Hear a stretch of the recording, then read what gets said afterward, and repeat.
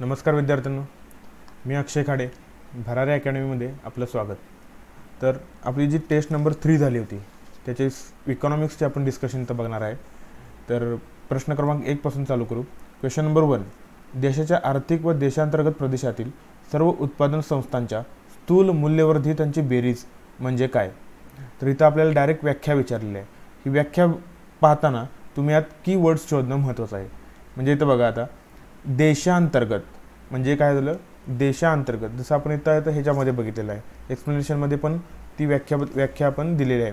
तर देशांतर्गत हा शब्द खूप महत्त्वाचा आहे. देशांतर्गत म्हणजेच इंग्लिशमध्ये डोमेस्टिक झालं, डोमेस्टिक. जसं तुम्ही जर कीवर्ड्स काढून बघितले तर तुम्हाला ऑप्शनमध्ये उत्तर सापडेल. म्हणजे स्थूल, देशांतर्गत आणि उत्पाद, ह्यावरूनच तुमचा ऑप्शन नंबर 4 म्हणजे ग्रॉस डोमेस्टिक प्रोडक्ट म्हणजे स्थूल देशांतर्गत उत्पाद हे तुमचं उत्तर दिसून येते. त्यामुळे प्रश्न क्रमांक 1चं उत्तर आहे 4. तर बाकीच्यामध्ये काय आहे, तर ज्यावेळी तुम्ही NDPचा विचार करता, म्हणजे इथे ऑप्शन नंबर 2मध्ये निव्वळ देशांतर्गत उत्पाद दिलेलं आहे. निव्वळ म्हणजे जे तुमचे ग्रॉस आहे, स्थूल आहे, त्यातून तुम्ही काय वजा करता, घसारा. घसारा म्हणजेच डेप्रिसिएशन, हे तुम्ही वजा करता. त्याचवेळी हे NDP असं मिळतं तुम्हाला. त्याचप्रमाणे ज्यावेळी ग्रॉस नॅशनल प्रोडक्ट आणि नेट नॅशनल प्रोडक्ट हे आपण कॅल्क्युलेट करतो. राष्ट्रीय उत्पन्नाचा कॅल्क्युलेट करताना विचार करता जे GDP at factor cross GDP at market price आहे ते तुमचं ढोबळ राष्ट्रीय उत्पन्न दर्शवतं. कसं? ढोबळ. आणि जे तुमचं net national product at market price आहे ते तुमचे एकदम उत्तम म्हणजे बेस्ट राष्ट्रीय उत्पन्न हे दर्शवतं. त्यामुळे नेट नॅशनल प्रोडक्टनुसार जे नॅशनल इन्कम राष्ट्रीय उत्पन्न काढलेलं असतं ते एकदम बेस्ट असतं. तर ग्रॉस डोमेस्टिक प्रोडक्टनुसार जे आपण मार्केट प्राईसनुसार काढतो तर ते अक्षरशः अति असं ढोबळ मानाने कॅल्क्युलेट केलेलं असतं. त्यानंतर आता दुसरा प्रश्न बघू आपण. युनिव्हर्सल बेसिक इन्कम लागू करणारे भारतातील पहिले राज्य कोणते? तर ह्या तुम्ही प्रश्न करंट अफेअरमध्ये बाकीच्या गोष्टींमध्ये तुम्ही हा प्रश्न वाचला असाल. तर 2019मध्ये जे सिक्कीम राज्य आहे हे या राज्याने युनिव्हर्सल बेसिक इन्कम हे लागू केलं होतं. तर त्या युनिव्हर्सल बेसिक इन्कमची नेमकी संकल्पना कोणती? तर UBI हे 3 घटकांवर म्हणजे 3 संकल्पनेवर लागू करण्यात आलं. एक म्हणजे एजन्सी म्हणजे डायरेक्ट कॅश ट्रान्सफर. त्यानंतर युनिव्हर्सॅलिटी म्हणजे ऑल सिटिझन्स. आणि अनकंडिशनॅलिटी म्हणजे नो प्रायर कंडिशन, कोणतीही पूर्व अट नाही. तर ही संकल्पना आणली आहे प्रणव वर्धन आणि विनय जोशी यांनी. म्हणजे सिक्कीममध्ये हे पहिलं राज्य आहे आपलं की जे देशामध्ये युनिव्हर्सल बेसिक इन्कम हे लागू करणार आहे. यामध्ये नक्की काय, तर सर्व नागरिकांना कुठल्याही प्रकारची कंडिशन न ठेवता रोजगार असलेले, बेरोजगार, उत्पन्न मर्यादा अशी ठराविक रक्कम अदा करते. जेणेकरून काय होतं, ज्या बेसिक नीड्स असतात त्या भागवल्या जाऊन आपलं मेन टार्गेट काय, तर दारिद्र्य निर्मूलन हे अचीव करण्यासाठी मदत होतं.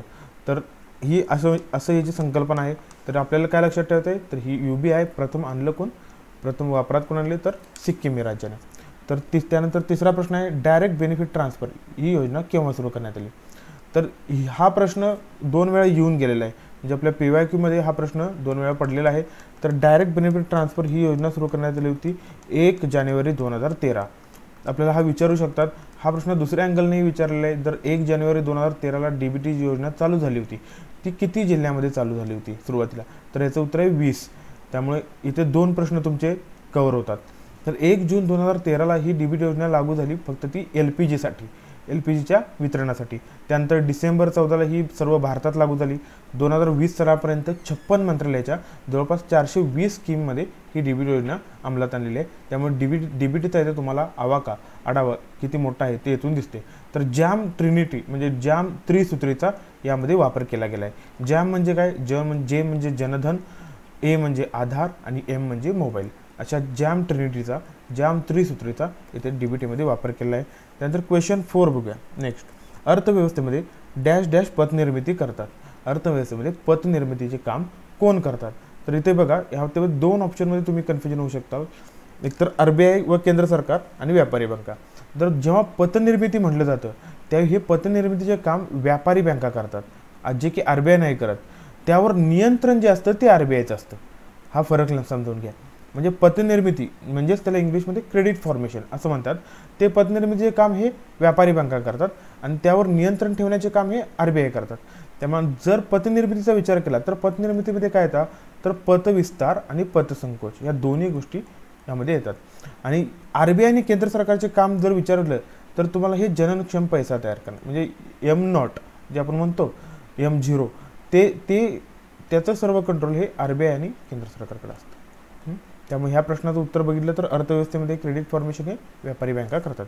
क्वेश्चन नंबर 5, 1980 साली म्हणजे 1980 साली डॅश डॅशपेक्षा अधिक ठेवी म्हणजे डिपॉझिट्स असलेल्या खाजगी बँकांचे राष्ट्रीयकरण करण्यात आले. आता राष्ट्रीयकरण हे बँकांचे राष्ट्रीयकरण हे 2 वेळा झालेलं आहे. आपण बघितले की 1969 मध्ये एक आणि 1980 मध्ये. प्रथमतः 1969 मध्ये बघताना हे 19 जुलै 1969 ला बँकांचे राष्ट्रीयकरण झाले. त्यावेळी राष्ट्रीयकरण करण्यासाठी त्यांनी अट ठेवली की 50 कोटीपेक्षा अधिक ठेवी असलेल्या बँकांचे राष्ट्रीयकरण करणार. त्यानुसार 14 बँकांचे राष्ट्रीयकरण झाले. आता ह्या 14 बँकांच्या राष्ट्रीयकरणमध्ये 2 एक वेगळ्या टर्म्स आहेत. त्यामध्ये जास्त ठेवी असलेल्या आणि एक कमी ठेवी असलेल्या बँका. 1969 मध्ये ज्या 14 बँकांचे राष्ट्रीयकरण झाले त्यामध्ये सेंट्रल बँक ऑफ इंडिया ही सगळ्यात जास्त ठेवी असलेली बँक होती आणि बँक ऑफ महाराष्ट्र जी आपली महाराष्ट्राची बँक ती सगळ्यात कमी ठेवी असलेली बँक होती. त्यामुळे ह्या 2 बँकांची नावं लक्षात ठेवा. त्यानंतर ज्या 1980ला हे दुसरं राष्ट्रीयकरण झालं त्यावेळी 6 बँकांचे राष्ट्रीयकरण झालं. ते कोणत्या क्रायटेरियावर, ज्या बँकांची ठेवी ही 200 कोटींपेक्षा अधिक असेल त्याच बँकांचे राष्ट्रीयकरण करणार. त्या क्रायटेरियानुसार ही 2 बँका महत्त्वाच्या ठरतात. जे सर्वाधिक ठेवी असलेली बँक आंध्रा बँक आणि सर्वात कमी ठेवी असलेली बँक ही विजया बँक. त्यामुळे ह्या 2 बँका इथे महत्त्वाच्या ठरतात. त्यामुळं हा प्रश्न विचार करताना 1980 साली किती ठेवी असलेल्या खाजगी बँकांचे राष्ट्रीयकरण झाले, तर ऑप्शन नंबर 4 200 कोटी. प्रश्न क्रमांक 6, आता ही योजनेवर प्रश्न आहे बघा. आपल्याला प्रत्येक पूर्वपरीक्षेला किमान 2 तरी योजनेवर प्रश्न येतात. प्रधानमंत्री फसल विमा योजनेबद्दल खालील विधाने विचारात घ्या. ही योजना 2015च्या खरीप हंगामापासून सुरू करण्यात आली, हे पहिलं विधान.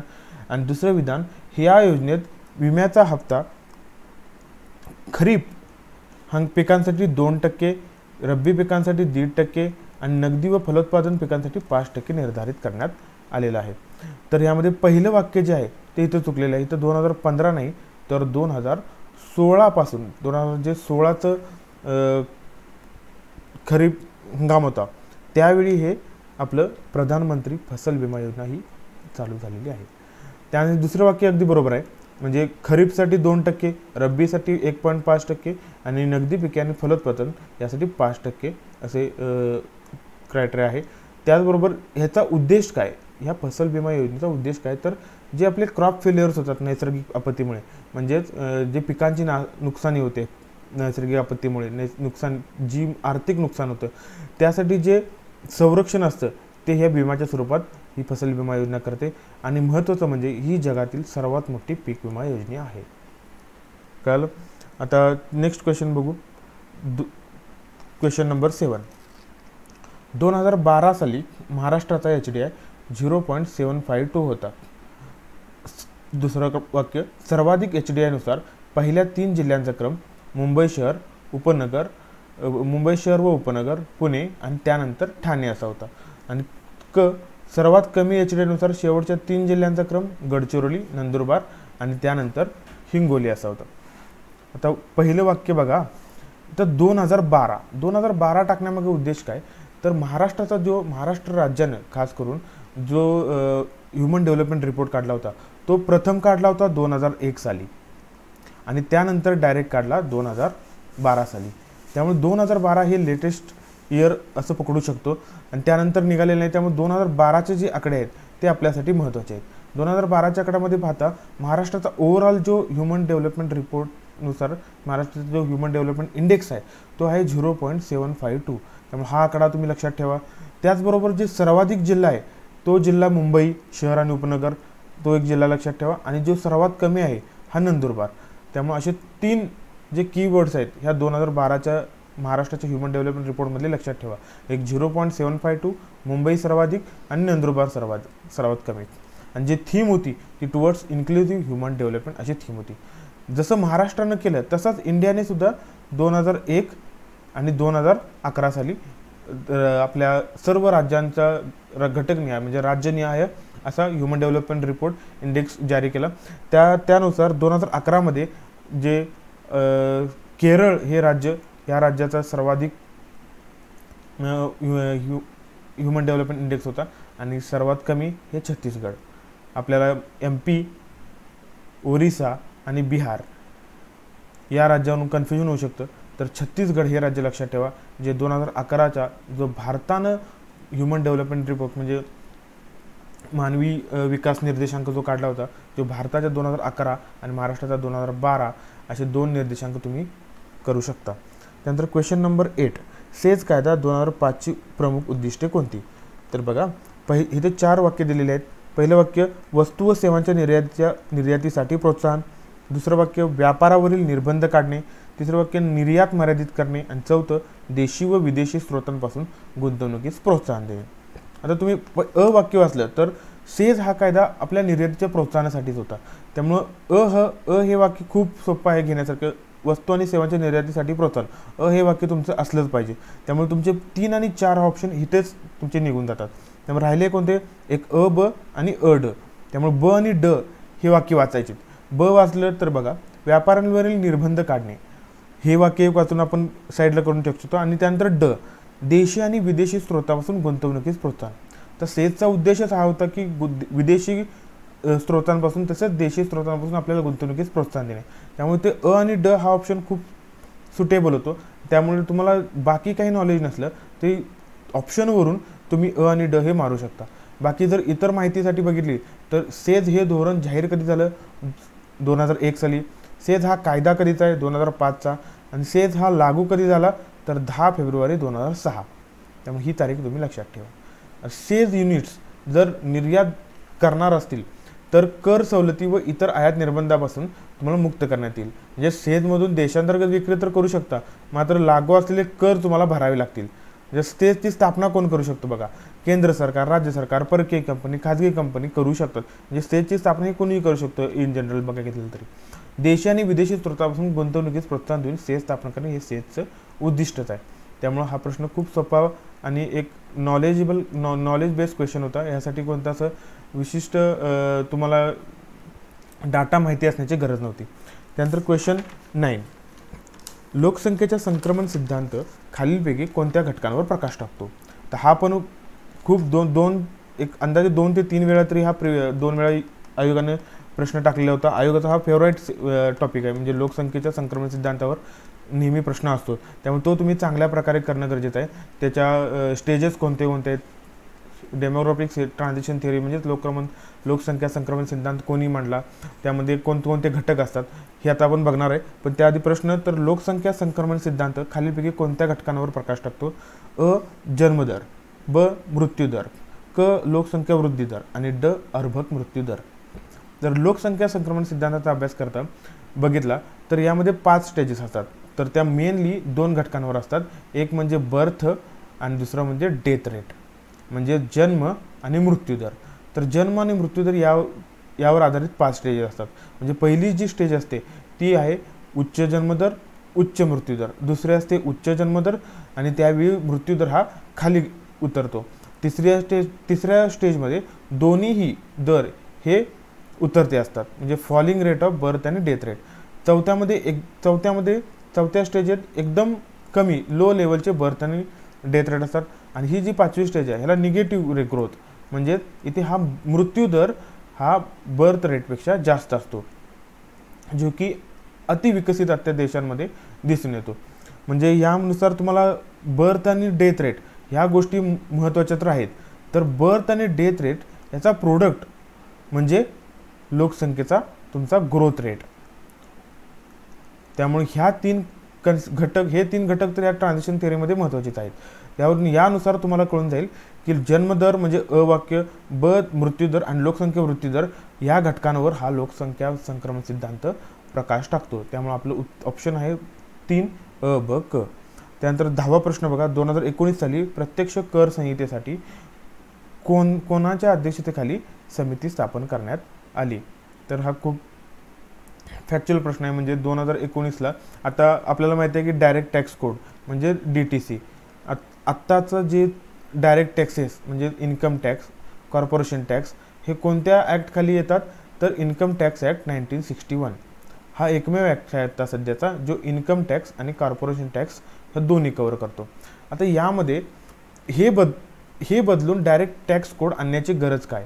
तर बघा, जी आपली डायरेक्ट टॅक्स कोड आहे ही काय करते, ही संहिता सुटसुटीत व समजण्यास आपल्याला योग्य बनवते.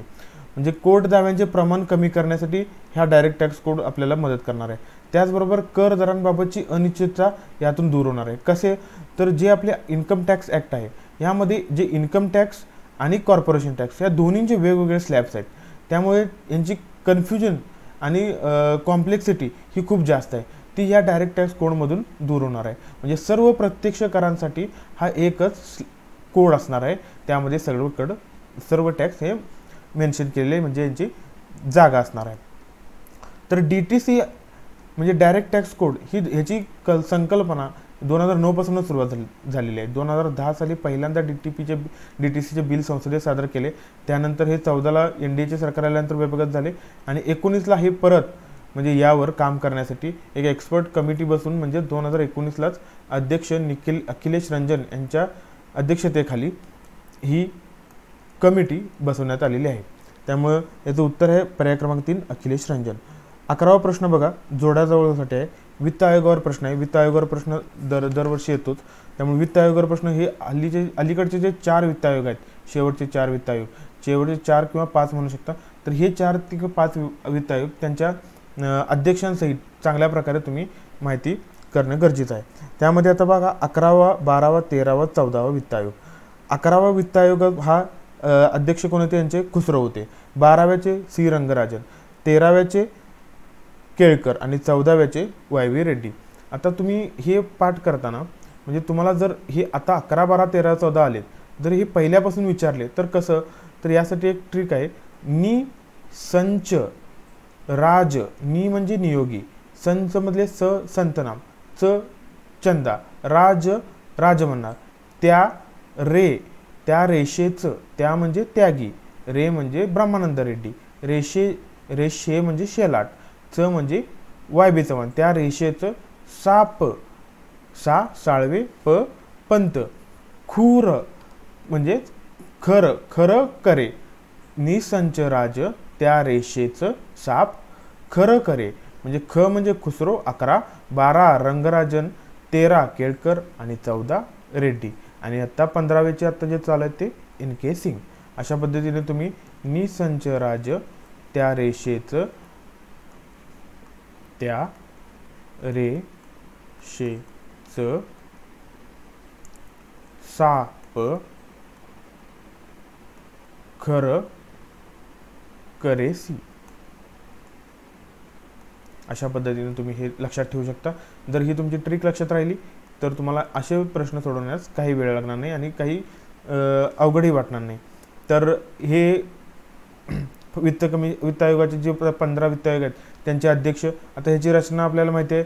फायनान्स कमिशन ॲक्ट 1951 आपल्याला आलेला, त्यानंतर त्यांच्या रचनेमध्ये एक अध्यक्ष आणि 4 सदस्य असतात. ही क्वासी ज्युडिशियल बॉडी आहे. त्याचबरोबर राज्य वित्त आयोगाचा विचार केला तर कलम 243 मध्ये IY हे राज्य वित्त आयोगमध्ये कव्हर होतात.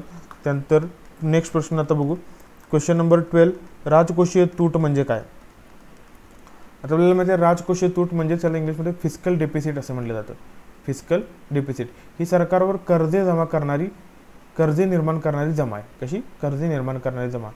आता सुखमाय चक्रवर्तीची कमिटी आली होती, त्यानुसार 1996 आणि 97 पासून आपण काय करतो, जे अर्थसंकल्पीय आपला फॉर्म्युला काय माहिती आहे, राजकोषीय तूट म्हणजेच अर्थसंकल्पीय तूट प्लस मायनस खर्च. म्हणजे जी अर्थसंकल्पीय तूट आहे ही सुखमाय चक्रवर्ती कमिटीनुसार 1996-97 पासून जी 0 मानण्यात येते, ती 0 मानण्यात येते. याचा अर्थ जे राजकोषीय तूट आहे ती खर्च इतकी झाली, म्हणजे सरकारवर कर्जे निर्माण करणारी ती जमा झाली. आता हा एक फॉर्म्युला झाला. त्याचबरोबर जे आपल्या प्राप्ती असतात त्या प्राप्ती जर खर्चामधून वजा केल्या तरी आपल्याला राजकोषीय तूट होते. आता प्राप्तीमध्ये कोणत्या आल्या? महसूल प्राप्ती आणि भांडवल प्राप्ती. त्यामुळे अ वाक्य तुमचं बरोबर आलं. त्याचबरोबर ब पण वाक्य बरोबर आलं. अंदाजपत्रकीय तूट प्लस कर्ज आणि इतर देयता ह्यातून सुद्धा राजकोषीय तूट निघते. म्हणजेच अ आणि ब ही दोन्ही उत्तरे बरोबर आहेत. तर क चा बघायचं, क हे वाक्य बघितलं तर भांडवली प्राप्ती मानेच भांडवली खर्च, यातून तुम्हाला भांडवली तूट मिळणार आहे. ना की तुम्हाला राजकोषीय तूट मिळणार आहे. त्याचप्रमाणे ड या वाक्यातून महसुली प्राप्ती मायनस महसुली खर्च यातून तुम्हाला महसुली तूट मिळणार आहे, ना की तुम्हाला राजकोषीय तूट मिळणार आहे. त्यामुळे क आणि ड हे काढलं तर 2 नंबरचा ऑप्शन अ आणि ब म्हणजेच राजकोषीय तूट ही तुम्हाला इथून दिसून येते. त्याचबरोबर 13 नंबर बघा आता, वित्तीय जबाबदारी आणि अंदाजपत्रक व्यवस्थापन 2003 म्हणजेच FRBM 2003 हा कधी लागू झाला. तर ही तारीख तुम्हाला भरपूर वेळा विचारलेली आहे. 2-3 वेळा हा आयोगानं प्रश्न विचारलेला आहे. ही तारीख तुमची लक्षात असणं गरजेचं आहे. म्हणजेच फिस्कल रिस्पॉन्सिबिलिटी आणि budget and management act FRBM 2003 हा लागू कधी झाला, तर हा लागू झाला 5 जुलै 2004ला. ही तारीख तुम्ही लक्षात ठेवा, पाठ करा. याचं उत्तर आहे 4, ऑप्शन नंबर 4, 5 जुलै 2004. तर याबाबतीत अजून काही हे बघू, आपण पॉईंट्स बघू. तर टार्गेट्स काय होते 2004ला लागू झाल्यानंतर, तर मार्च 2009 पर्यंत एकूण कर्जे ही तुमची GDPच्या 0.9% इतकी असली पाहिजेत. त्याचबरोबर महसुली तूट ही 0% असली. बघा, महसुली तूट किती फर्स्ट टार्गेटमध्ये 0% होती, तर राजकोषीय तूट ही 3% होती. पण काय झालं 2008ला जे ग्रेट रिसेशन आलं त्यामुळे ही टार्गेट पूर्ण होऊ शकले नाहीत. त्यामुळे पुढे अपडेट होत होत 2013 जवळपास 12-13 पर्यंत ही टार्गेट्स वाढवत गेली. आणि त्यानंतर 2016ला FRBM रिव्ह्यू कमिटी याच्या NK सिंग यांच्या अध्यक्षतेखाली बसली. त्यांनी अहवाल दिला 17ला आणि त्यांनी नवीन टार्गेट्स हे FRBMसाठी टार्गेट सेट केले. त्यामध्ये जे राजकोषीय तूट होती, फिस्कल डेफिसिट होती, ती 2.5% होती GDPच्या आणि महसुली तूट ही 0.8% आणण्याचे आपले टार्गेट आहे. म्हणजेच कंबाईन आणि त्याचबरोबर ह्या 2 टार्गेट्स बरोबर तिसरं टार्गेट म्हणजे combine debt to GDP ratio हा 60% पर्यंत आणायचा आहे. म्हणजे त्यामध्ये 40% सेंटरचे असणार आहे, जे आणि 20% राज्याचे असणार आहेत. म्हणजे डेप टू GDP रेशो हा 60%, राजकोषीय तूट 2.5% आणि महसूल तुटी 0.8% असे टार्गेट 2023 पर्यंत अचीव करायचे. तर ही माहिती झाली FRBMची. त्यानंतर हा क्वेश्चन झाला 13 आणि त्यानंतर क्वेश्चन 14. क्वेश्चन 14 मध्ये काय म्हटले बघा, भारताच्या आयातदार देशांचा भारतातील आयातीत 2021-22 मध्ये त्यांच्या भागानुसार वरून खाली असा उतरता क्रम लावा. कसा उतरता क्रम मध्ये कोणते देश, तर हे 4 देश दिलेत त्यांचा क्रम लावायचा. अमेरिका, सौदी अरेबिया, UAE आणि चीन. तर आपल्याला माहिती आहे की चीन हे तुम्ही वाचलं असेल की चीन बरोबर आपला हा डेफिसिटमध्येच आहे टोटल ओव्हरऑल ट्रेड आणि USA बरोबर आपला हा सरप्लसमध्ये आहे. त्यामुळे जर आयातीचा विचार केला तर तुम्ही एक अंदाज घेऊ शकता की USA ह्या कधीच आपण आयातीमध्ये एकदम सुरुवातीला नसणार. त्यामुळे ऑप्शन नंबर 1 हा तुम्ही कट करू शकता. आणि चीन हा पकडू शकता की चीनचा आपला डेफिसिट आहे, त्यामुळे चीनकडून निर्यात कमी तर आयात जास्त असणार आहे. त्यामुळे चीन, UAE, मग USA आणि मग सौदी अरेबिया असा ऑप्शन नंबर 3 हा त्याचं उत्तर आहे. जर तुम्हाला निर्यातबद्दल विचारलं असतं तर तुम्ही USA 1 नंबरला घेऊ शकता. म्हणजे USA 1 नंबरला येणार, USA, UAE आणि मग चीन असा त्याचा क्रम येणार. हा झाला क्वेश्चन नंबर 14. आणि शेवटचा प्रश्न हा किसान क्रेडिट कार्डवर म्हणजे पुन्हा योजना, म्हणजे जवळपास 3 योजनेवर प्रश्न. एक तर DBTचा 1 लाईनर आपल्याला बघितला, त्यानंतर प्रधानमंत्री फसल विमा योजना आणि हा किसान क्रेडिट कार्ड म्हणजे ॲग्रिकल्चर रिलेटेड योजना ह्या करणं आपल्याला खूप गरजेचं आहे. तर किसान क्रेडिट कार्डमधलं पहिलं वाक्य काय दिले, तर किसान क्रेडिट कार्ड ही योजना शेतकऱ्यांना दीर्घ मुदतीचा पुरवठा सुलभतेने मिळवण्यासाठी सुरू केली. आणि VM दांडेकर यांना भारतीय पीक विम्याचे जनक म्हणून समजले जाते. आता तुम्ही पहिलं वाक्य बघितलं तर किसान क्रेडिट कार्ड ही योजना शेतकऱ्यांना दीर्घ मुदतीचा पुरवठा सुलभतेने मिळवण्यासाठी सुरू केली गेली आहे. आता आयोग पण तुम्हाला अशाच वाक्यामध्ये फसवतं, अल्प दीर्घ पुरवठा अशाच वाक्यांमध्ये फसवतं. तर इथं पण तसेच आहे. किसान क्रेडिट कार्ड ही चालू कधी झाली 1998ला. म्हणजे ही कशासाठी होती, शेतकऱ्यांना वेळेवर अल्पकालीन कर्ज उपलब्ध करून देण्यासाठी ही योजना होती. अल्पकालीन म्हणजे जी 1 वर्षापर्यंतची मुदतीची कर्ज असतात ती अशी अल्पकालीन कर्ज. म्हणजे 1998 जी किसान क्रेडिट कार्ड होती ती फक्त आणि फक्त अल्पकालीन मुदतीचा पुरवठा असलेली कर्ज उपलब्ध करून देण्यासाठी होती. मग ही कर्ज कोण देणार, व्यापारी बँका, RRB, सहकारी बँकाद्वारे लागू असलेली ही म्हणजे ह्या प्रकारची सर्व कर्जे ही पुरवणार. म्हणजे ही जी किसान क्रेडिट कार्ड जी योजना होती ही RV गुप्ता 1997ला जी समिती आली त्यामार्फत ही किसान क्रेडिट कार्ड योजना सुरू करण्यात आली. म्हणजे 2004 मध्ये शेती आणि गैरशेती कामाच्या गुंतवणुकीचा कर्ज हे आवश्यकतेनुसार ही योजना विस्तारित झाली. आणि 2006 मध्ये 2006 आणि 2007 या वर्षात कृषी व संलग्न क्रियांसाठी लागणारे गुंतवणूक कर्ज, कृषी आणि संलग्न क्रियांसाठी लागणारे गुंतवणूक कर्ज हा सुद्धा यासाठी लागणारे कर्ज सुद्धा हे किसान क्रेडिट कार्डच्या योजनेखाली घातले आणि ते कर्ज हे दीर्घ मुदतीचे आहे. म्हणजे हा एक अपवाद आहे. म्हणजे कृषी आणि संलग्न क्रियांसाठी लागणारे गुंतवणूक कर्ज हे दीर्घ मुदतीचे आहे, बाकी सर्व हे अल्पमुदतीचे आहेत. पण इन जनरल जर तुम्हाला स्टेटमेंट आलं, जर किसान क्रेडिट कार्ड योजना ही शेतकऱ्यांना कोणत्या मुदतीचे कर्ज पुरवते, तर हे अल्पमुदतीचे कर्ज पुरवते, हे वाक्य तुम्ही बरोबर घ्यायचे आहे. तर 2012 साली TM बसिन यांच्या अध्यक्षतेखाली नेमलेल्या समितीने काही बदल केले या योजनेमध्ये. आणि दुसरं वाक्य आहे, भारतीय पीक विम्याचे जनक हे VM दांडेकर यांना असे संबोधले जाते. त्यामुळे हे दुसरं वाक्य इथं बरोबर आहे. त्यामुळे ऑप्शन नंबर 2 फक्त बरोबर आहे आणि अ मध्ये हे दीर्घ मुदतीचं नाही तर अल्प मुदतीचं पाहिजे होतं, त्यामुळे अ हे चुकीचं आहे आणि ब हे बरोबर आहे. तर अशा पद्धतीने आपली हे इकॉनॉमिक्सची 15 प्रश्न इथे झालेले आहेत. तर पुढील आपल्या टेस्टमधील माहितीसाठी किंवा इतर माहितीसाठी आपल्या टेलिग्राम चॅनल भरारी अकॅडमी या टेलिग्राम चॅनलला तुम्ही जॉईन व्हा. त्याचबरोबर यूट्यूब चॅनलला सबस्क्राईब करा, लाईक करा आणि तुम्ही सर्व टेस्ट देत असाल अशी अपेक्षा करतो आणि तुम्हाला 4थ्या टेस्टसाठी शुभेच्छा.